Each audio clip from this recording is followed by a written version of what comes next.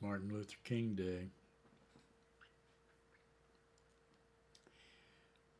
a day for all of us less melanated folks to reflect on the meaning of what this day is.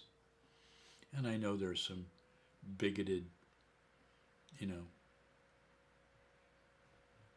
stains on our culture that are out there, you know, saying terrible things as usual, mindless, moronic things. The one thing I think that people that have less melanation should understand about Martin Luther King or Dr. King is, for us, his stances and his speeches and his championing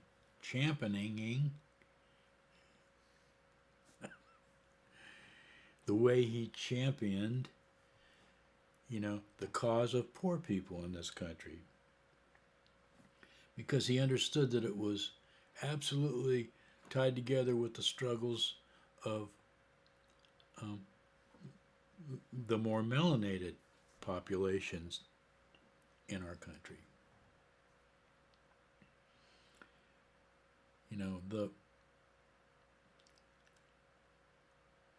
And at the same time, I think about Dr. William Barber, who I admired this man a great deal because he stands in the face. He's not that well physically, but he gets up every day and he does it anyway. Trying to instill moral values and ethics into, our highly bigoted American country. I'm not going to say culture, because what is American culture? It's just a whole bunch of different cultures stuck together. At Christmas time, you don't go to a Jewish house and see Christmas trees, although I'm sure there's some Jews that do that just so they can fit in. There are lots of atheists that have Christmas trees and do all that.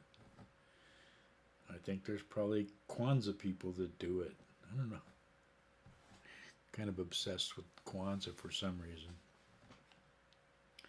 But in any case, all I'm trying to say is that, the goals and intentions of the movement for voters' rights and for the rights of,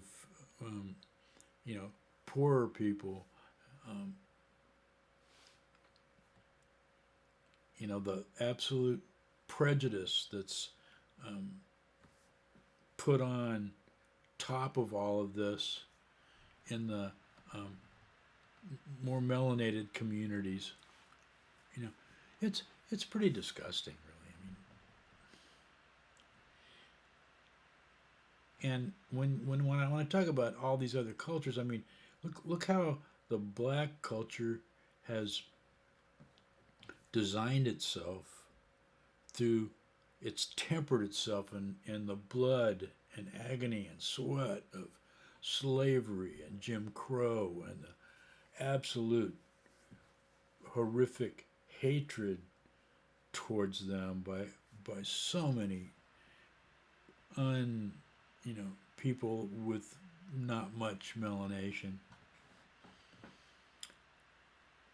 I honestly, sometimes I think about that, and I wonder how they still have a smile on their face and they want to crack a joke or do something,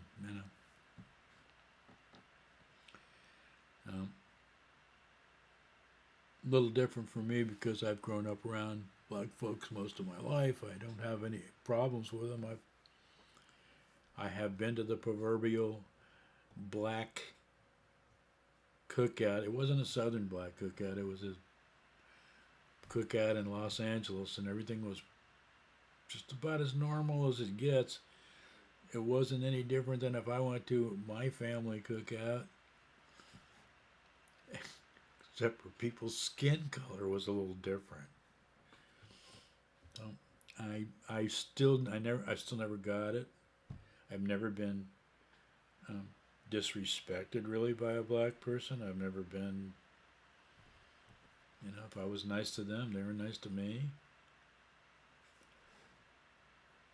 Anyway, I'm just sort of babbling on. I'm just, I look at all this other stuff too, like I watch the TikTok stuff because I like to find Republicans there, or QAnon people, or Trump look fuckins, so I can write something sarcastic. I get a kick out of that. And then I run away and ignore them because I don't really want to have a discussion with them. I just want them to maybe have some kind of a thought go in through there and go through, and maybe a couple of synapses neurons can hook up, hopefully. But no, that seems to be kind of a hard deal. But anyway, in my TikTok travels, which are pretty hilarious, actually, I have some pretty funny people I watch on TikTok, and some very serious people that I like watching, and some. So I watch several of these. I have liked several women, and among these women are some black gals. I like their demeanor. I like the way they said whatever they were saying, and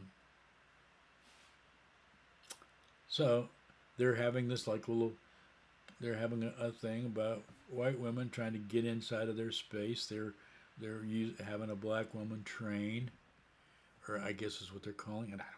I have no idea. None of that is really my business. I'm just a curious kind of bystander, sort of watching it.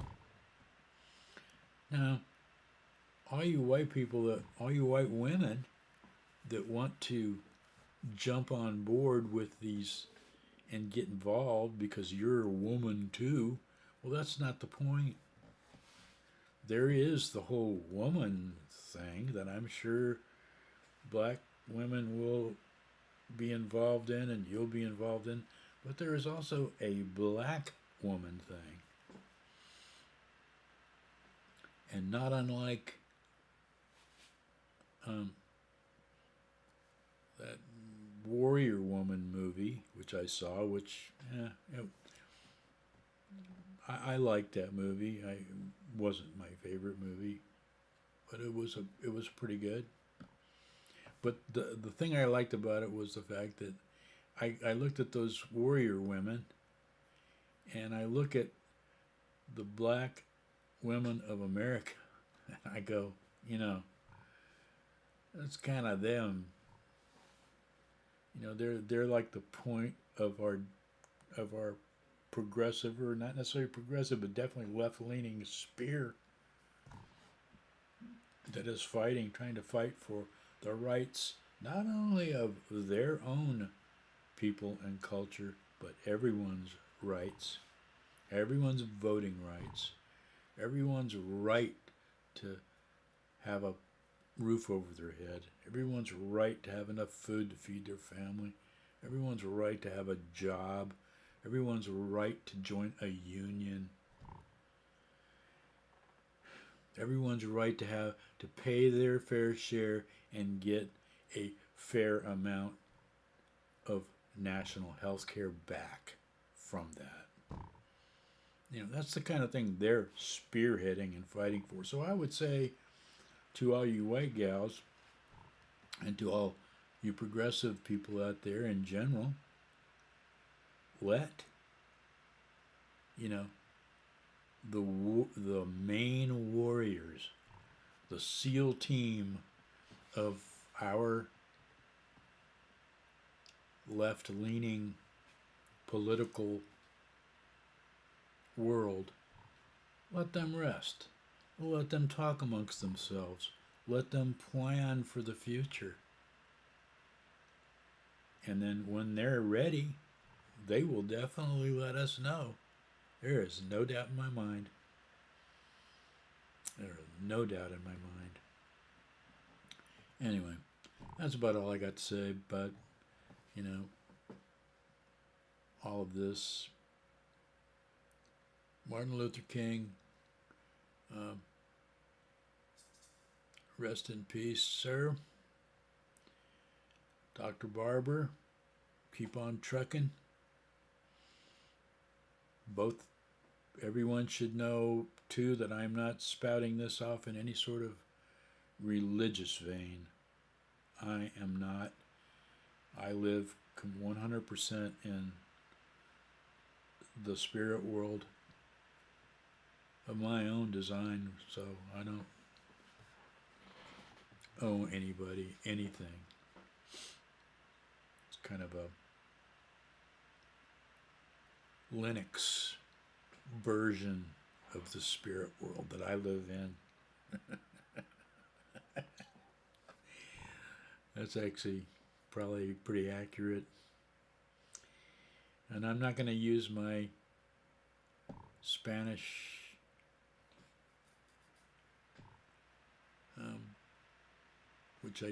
which I say to try to be inclusive, you know, to the people that are citizens of this country. But I will say, you know, for all you bigots out there, you know, all of you just go ahead and have the day that you deserve.